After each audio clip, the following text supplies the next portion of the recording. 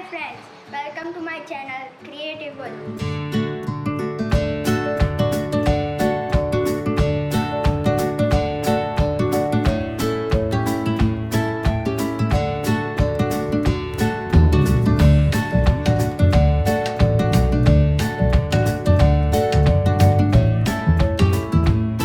Today I will show you how to make flipbook and flipbook papers. If you need 60 to 70 copy flipbook, you need 8 to 10 flipbook papers.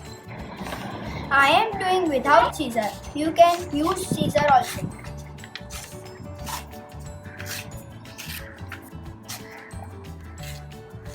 So we have this size of papers. Today I will show you how to make a simple flipbook that name is a hatchling from an egg. If you want to make a flipbook, you have to show a movement or motion of an object. So I selected an idea of egg falling from up to down on the grass. Then it cracks and the hatchling comes out.